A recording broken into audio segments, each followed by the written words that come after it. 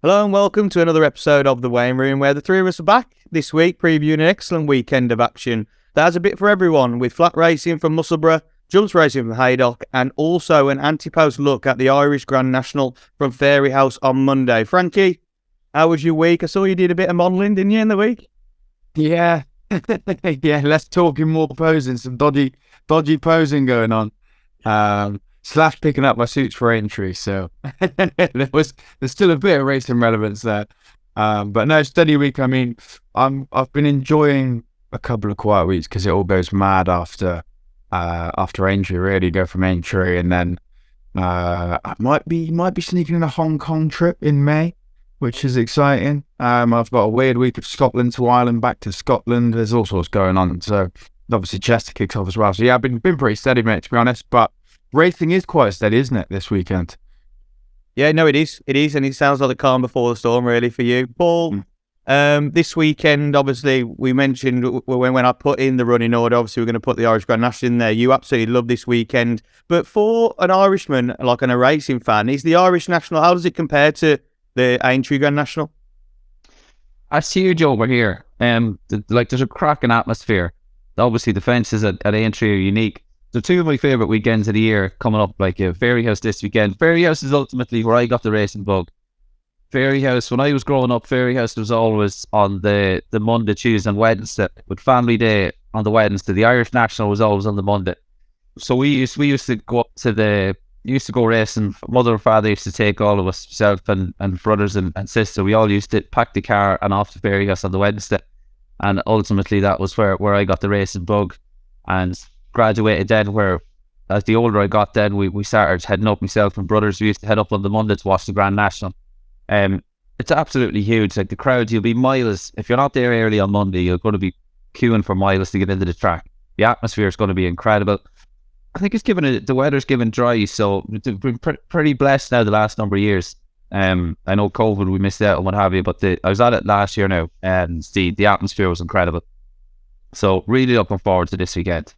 Yeah, the Irish National, it almost kicks off the 3 weeks of Nationals, doesn't it? Because I don't think I've ever seen it where it's in the Irish National, the Aintree National, and the Scottish National. So, yeah, it's a lot to come in there. Right then, we'll kick off this week, and we are going to start with the jumps, actually, from Haydock, with the 130 Challenger 2-mile hurdle series final handicap hurdle. Frankie, we were talking off air just before, and this is a really tough week on ITV to pick some winners, but hopefully we can start with one at Haydock. Who are you going for?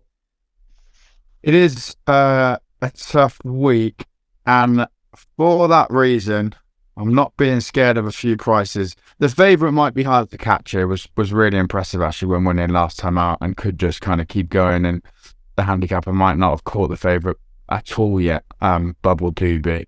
So Bubble Doobie would be one to note, but I could not ignore the form of Big Boy Bobby at Kempton. No Ordinary Joe, the winner, was second in the Mine Pipe. The third in that race, Loda Sud, was third in the Moor Battle. And the fourth, February, went and won the County Hurdle. So there's some serious handicappers in there that have basically all come out on that race and gone on to win a big one. Now, they might not have been trying that, that wasn't their big day, obviously, and they were all that was probably their last run for a lot of those I've just mentioned before going to the festival or going to the Moor Battle, but it does still stand up as some decent form. Big Boy Bobby was pulled up the time after at Fakenham when just didn't look like travelling once they quickened. If you can excuse that run for whatever reason, he could just still be really well handicapped after running against a couple of decent ones. So the favourite might be hard to catch, but Big Boy Bobby's little bit of Kempton form behind some horses that have gone on to run really well in top handicaps. I couldn't ignore it, about 14 to 1 at current prices. Yeah, I'll even give you 16 to 1. Start with a big price. I think it's going to be a weekend where you are going to see some big price winners. Paul, Frankie then mentioned Bubble Doobie at the top of the market. I'm not sure whether the handicappers have got him in his grasp yet. What do you think? I think the pace of the race is going to be crucial to Bubble Doobie. I thought he's a strong traveller. He doesn't find a lot off the bridle. He was a good winner last time out, but if you look at from the back of the last, Kieran Gethens almost nearly nurtured him and was trying to humour him as opposed to go for maximum effort. And when he went for maximum effort, he wasn't exactly pulling away from the second. And having said that, watching the race, word has it was never going to get by him. You know, like Gumball and it was a Galice McCallow, they set fairly generous fractions now in the early stages. And unlike Stratford, the pace collapsed. Generally is pretty hard to catch the front runners around Stratford, but the pace did collapse and it developed into a match race from the home turn between Bubble Dubai and Ward Has It. As I said, I just thought when Keelan Gethins went for maximum effort, he didn't find a whole lot, but he is a strong traveller. He's threatened to do the same the tide before and ultimately weakened quickly to finish 5th. But okay, I'm with the favourite here. I think Bubble Dubai on the back of that, there's not many miles on the clock, but on the back of that last night success, hopefully that'll give him a bit of confidence. There's plenty of runners. We've got big fields this weekend to look forward to, which is unusual. Given the time of year and the jumps race, there's plenty of big fields now here at Haydock this weekend. But there should be plenty of pace on, and I'm going to go with Bubble Dubai on the back of that success to follow up here. Yeah, you bang on. It's nice to see big fields, and even like we recorded Friday at Bath on Friday, the entries for that was absolutely ridiculous. They've got full fields as well. Yeah, it's great to see. It's great to see. But anyway, back onto this, and I'm with you, Paul. Bubble Dubai, however you say it. I think off 117, only given £5 off the back of its last win. I don't think the handicap has got it at all. If you look back through his runs, yes, he's finished, 5th, 4th, 5th. But if you actually watch the runs back, he's not far behind the leaders at all. I know what you're saying there, Paul, as in he doesn't find too much off the bridle. You're right. But if he can get into the race without using too much of that stamina, he might be able just to cruise past them and then might not have to do too much up front. That's what I'm hoping here. A nice bit of form as well. If you go back to November, he was a really good second at Chepstow behind Tarmarus, who obviously went on to win the Grade 1 Tolworth. That's gone on to the Supreme, but never ran a race at all. This horse was set up all 4 handicaps, and I think winning off 112 was it last time out off 117. I still think there's more to come from this horse. I think that Galia Marceau, whatever it is, for Jane Williams, that'll set the pace off like it did last time, and he'll say, "Come and catch me." And I just think they will be able to catch the man. I just think 117's a very, very fair mark for this horse. 7-2, top of the market. Hopefully, we kicked off with a winner. Right then, we're going to go over to Musselburgh then for a bit of flat racing next, and their first big race on ITV sees the 150. Royal Mile Handicap. Paul, we'll start with you on this one. Who do you like? Yeah, it's going to be fairly short and sweet here, James. I've gone with Dumfries. I've gone with the benefit of, for one, with the benefit of a recent out. And Dumfries was a good winner last time out on the all-weather. Like I said, has the benefit of that recent run. That victory came at Southall back on the 9th of March under Haley Turner, and I think he's every chance of following up here from stall 7. 13-2 for Marcus Dragonin. Looking to a really tough race, isn't it, Frankie? It is, yeah. Manitou's going to be my selection. Beat Vetiver at Chepstow easily enough. I know it was 4-11, but that Vetiver's held in decent enough regard at the boarding yard and did go on to win next time out at Beverley as well.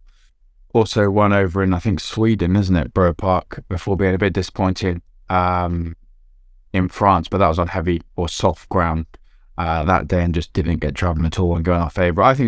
I was quite surprised to see this horse first time out in a handicap like this, and I think a mark of 90 could be pretty fair. I thought that this horse might be better than a handicap, certainly a class 3 or one of this calibre. So yeah, Manitou for me in this for Archie Watson. Yeah, 4-1 chance currently. I found this race really tough, and I took a chance at one at a bigger price. Gincident for Richard Fahey for me. This horse has been really consistent on the all-weather since October. He finished second at Southall in a Class 5 handicap off a mark of 66. He then went up £2 for that and went to Wolves over 8.5 furlongs and got off the mark. Bumped up to a mark of 74, made him back-to-back wins at Newcastle, and that was in a 4-runner handicap, and was penalised another £6 for that, up to a mark of 80. He was sent back to Southall on the all-weather at a mile, and he was a close third of 6. If you look how he finished really strong that day. But he went back to Wolves in a Class 3 event. This is also a Class 3 event, and he got back to winning ways. He's only been up £2 for that. He's been very, very progressive. Started off a mark of 66 when he started hitting form, now on a mark of 82.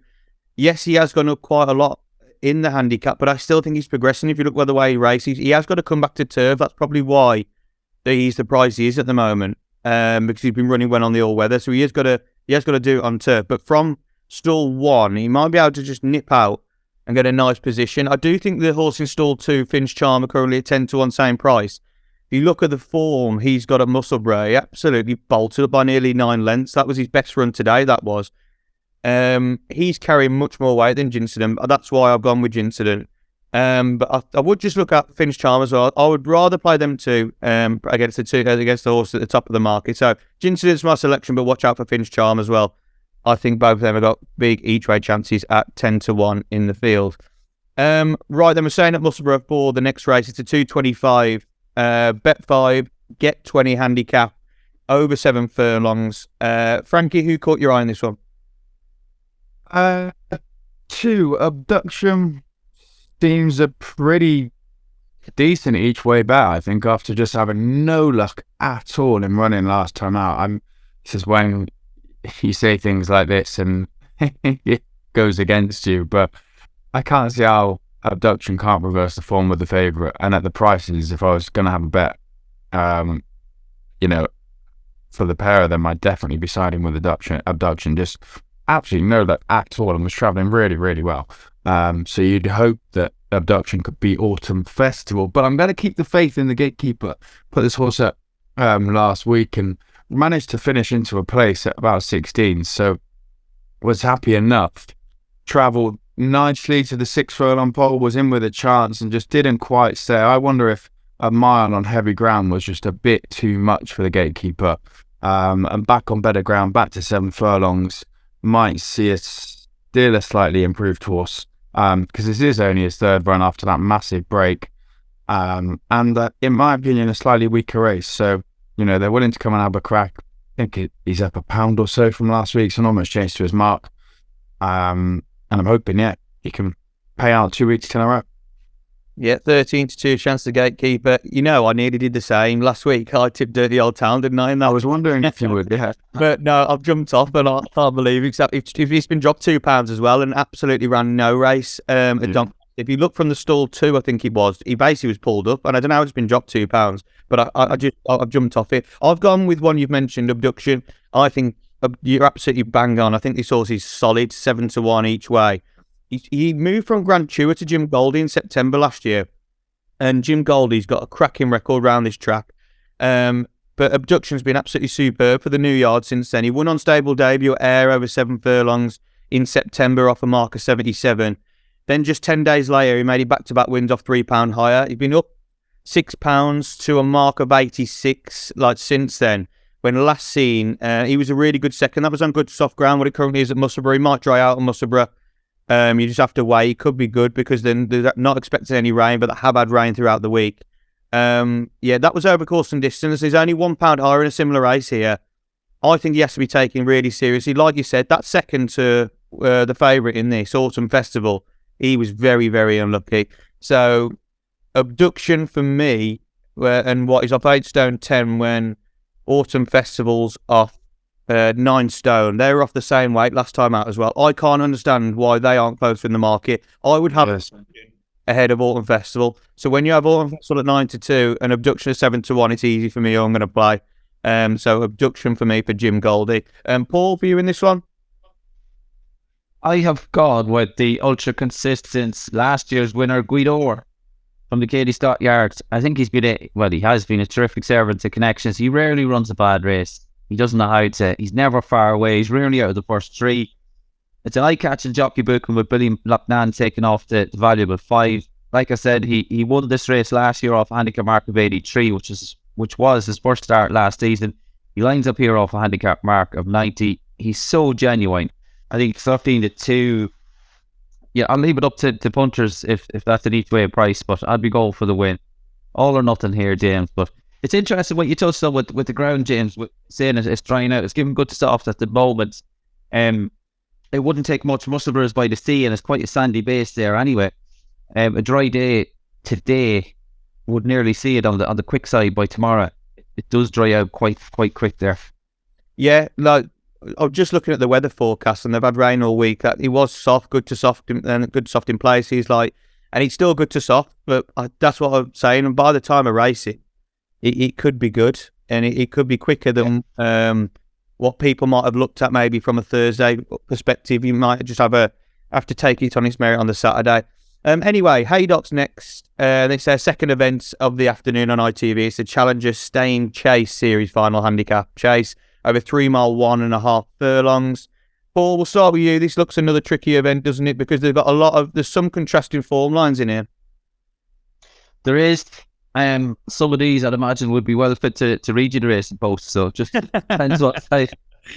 Just depends what side of the bed to get out on. I've got Callaghan and Frankie, who is three wins to his name over fences. One of those victories came over course and distance. That was in the Tommy Whittle Chase back in December 2021. That was his last win, incidentally, off a handicap marker of 128.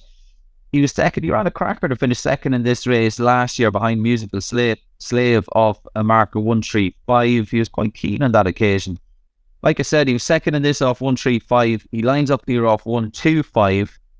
He was beaten last time out at Carlisle. He was beaten after 2 fences. He had a tendency to jump out left, and I think the start in front of the winning post.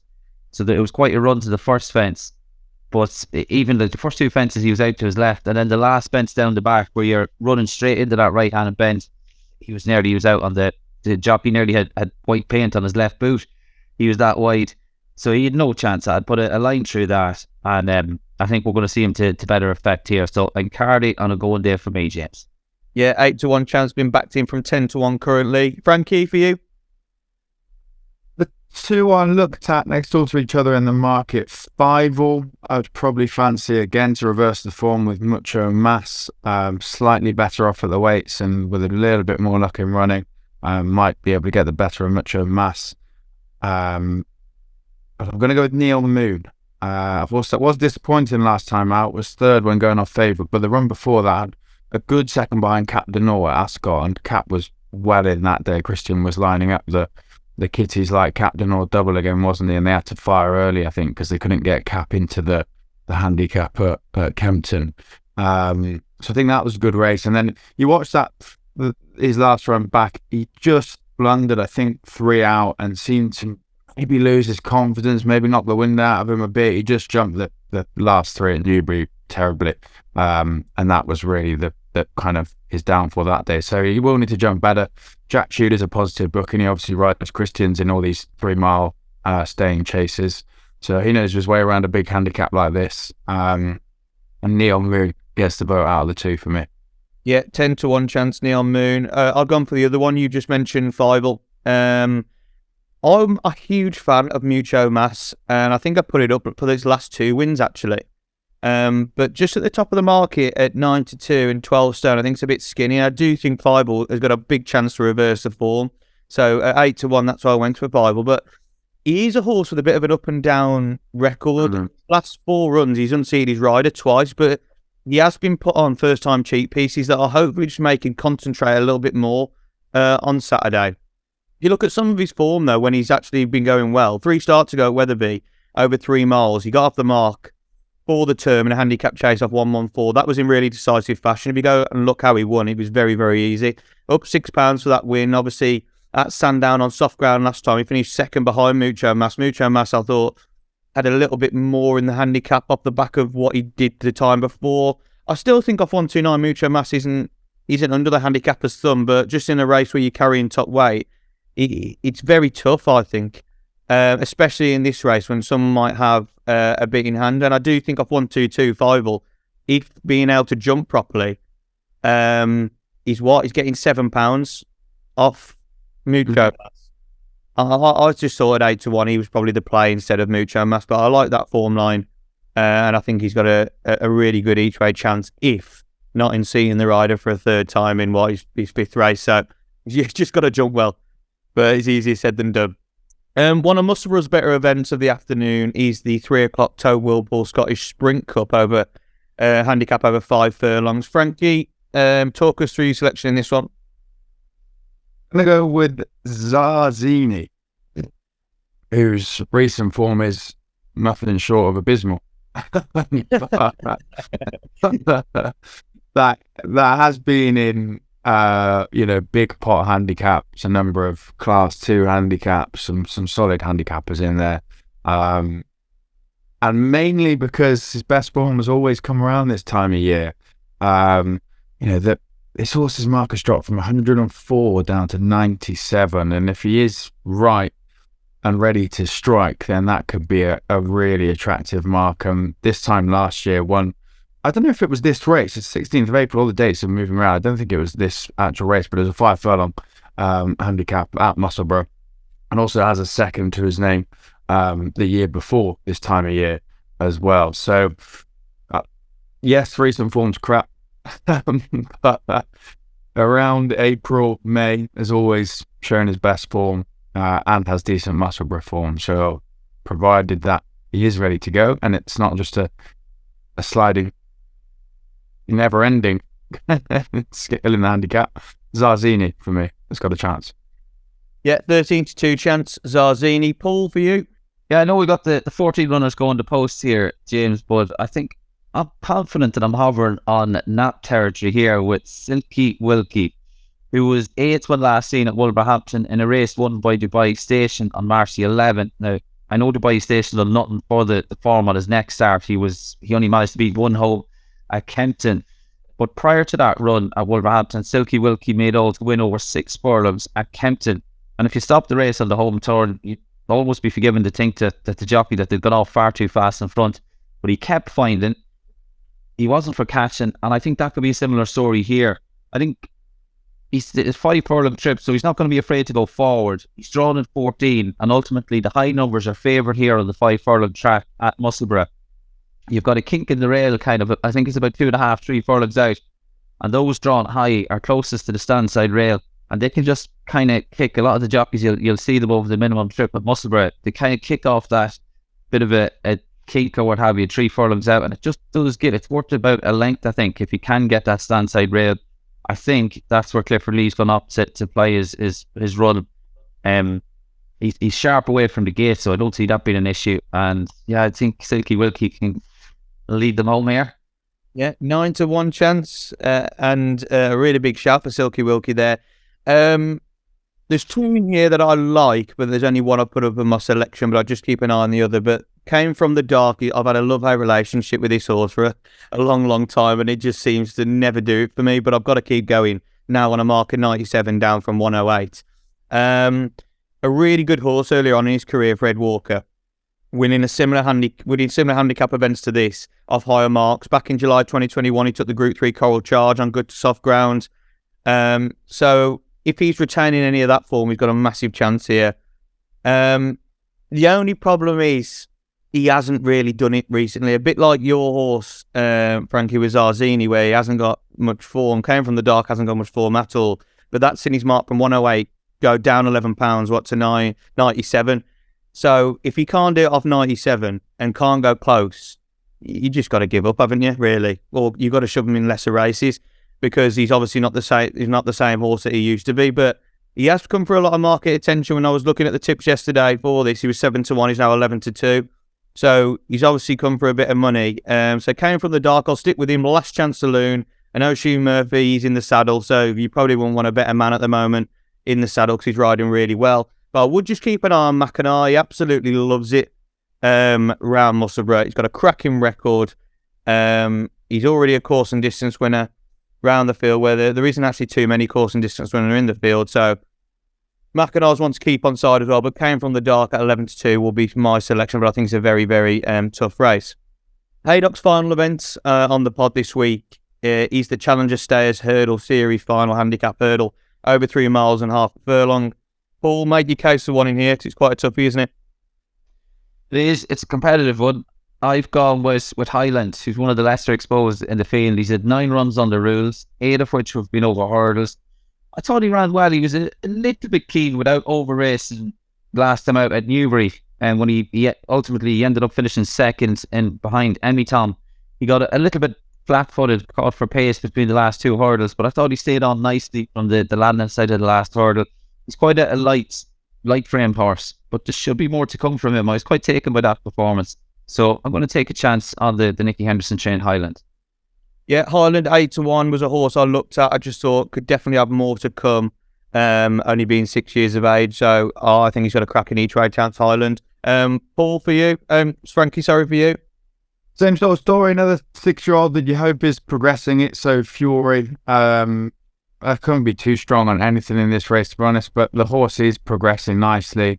Has kind of improved steadily, being stepped up in trip, and now tries 3 miles here.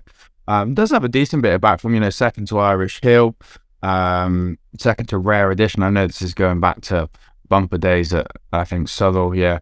And if you really want to go all the way back to point, second to Dark Raven, who ran an Supreme. So kind of been progressing nicely behind decent enough horses. Looks, as always, look like he'll be better for going further. And now, 3 miles today in what I don't think is the strongest race.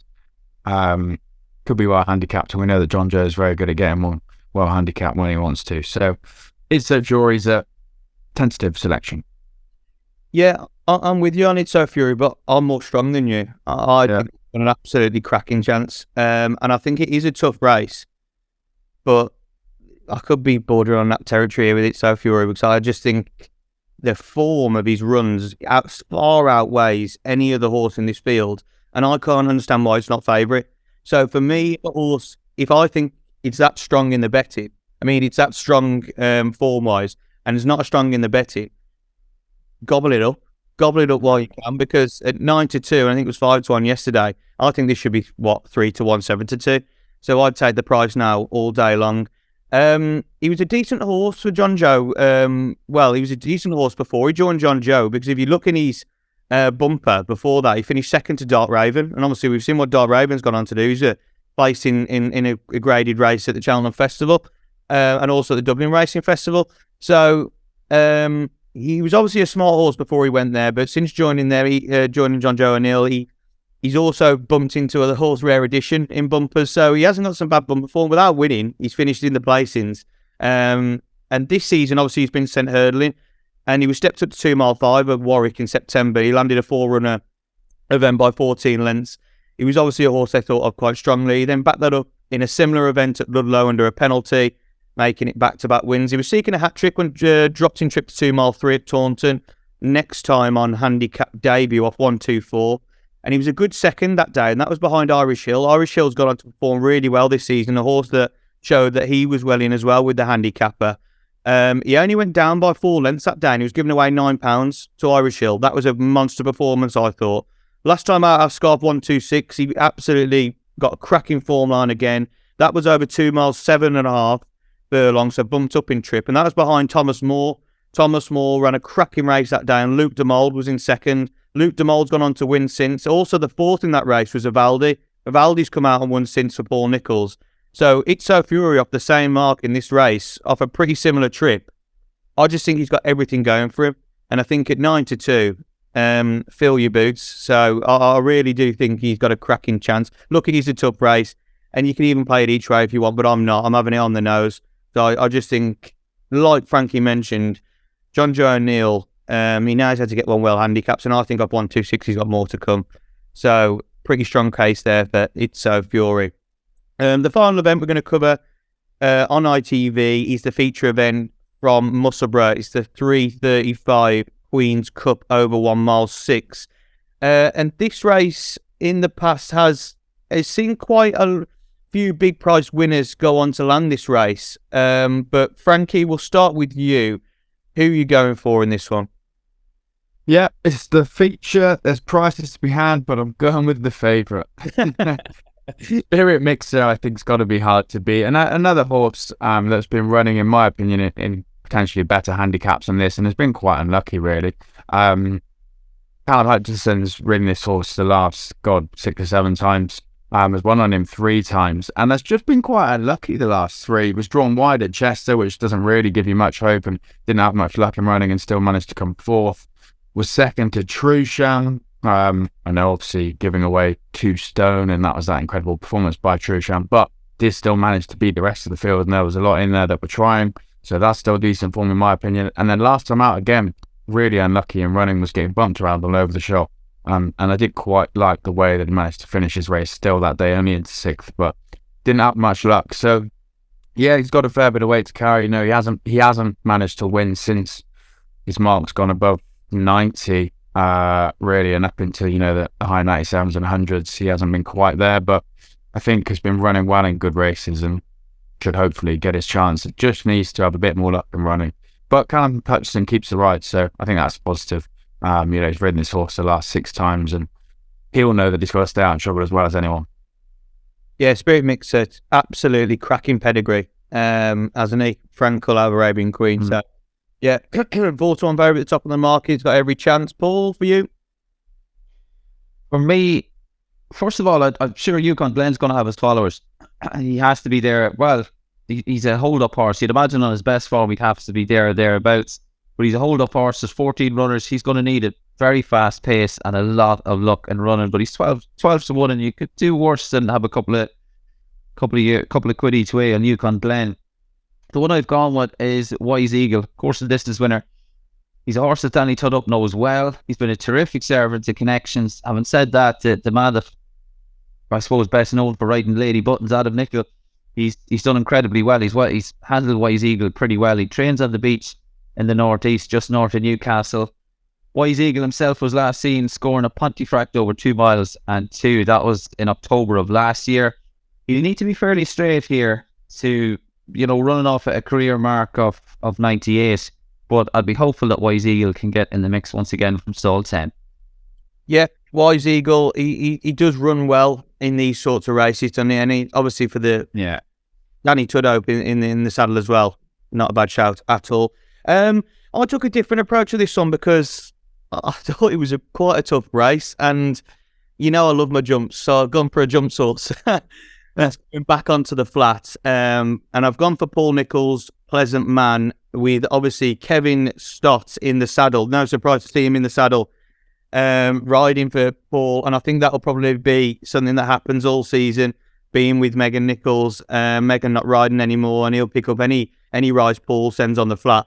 But Pleasant Man, if you look, he was a horse of Roger Charlton on the flat that had a peak rating of 101. He's now on a mark of 95, and obviously he's learned a lot more, got a lot more experience for what he's done over hurdles under Nicholls, and he's ran to good effect actually over hurdles. If you look at what he's done, he really got his act together in January at Taunton, went 3rd of 12 and a novice hurdle of a 2 mile 3.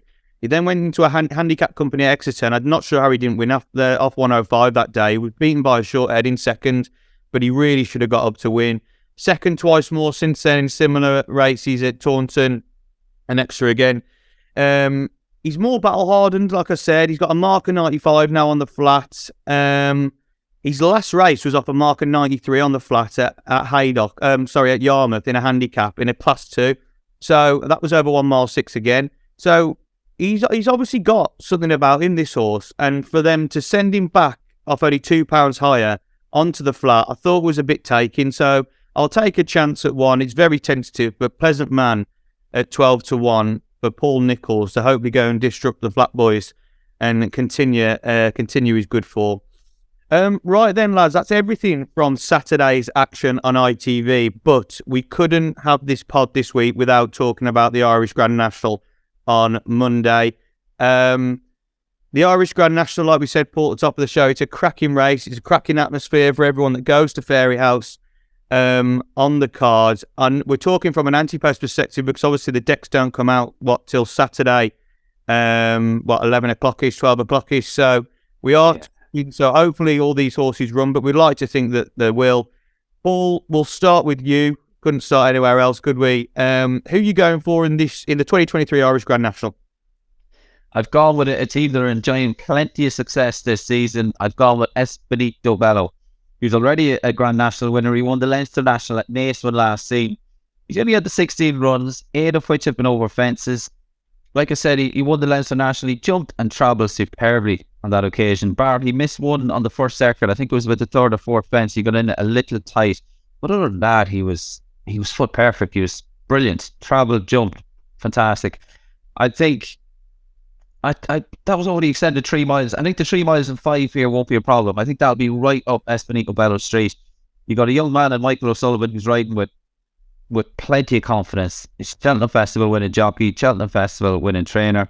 I think if he gets into that rhythm that he did at Nice last time out, I think Espinito Bello is going to be tough to beat. Yeah, Espinito Bello, 16th one. Like you say, Barry Connell, absolutely flying form this season, and the way he's trained his horse, and obviously he owns him as well, is absolutely brilliant. So Espinito Bello at 16s.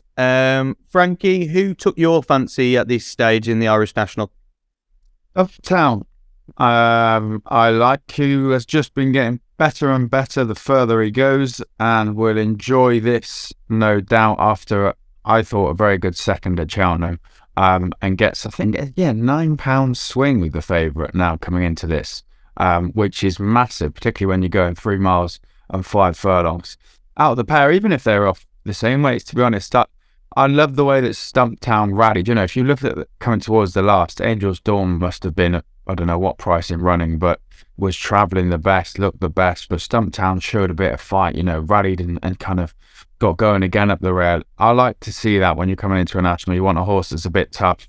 You don't want one that travels well and then doesn't really find. I know Angel's Dawn did still win that day, but I just think the Stumptown, a bit in hand at the weights, was really impressive, was well back that day as well, has been campaigning superbly, and again, another step up in trip could probably unlock a little bit more in Stumptown. So yeah, I'm quite, as far as a bet in an Irish national goes, I quite fancy this. I'm exactly the same, and I couldn't put it better myself. I really fancy Stumptown. I think being dropped £2 from its run at the Cheltenham Festival is absolute madness, but that's how the handicap system goes between the Irish and the English.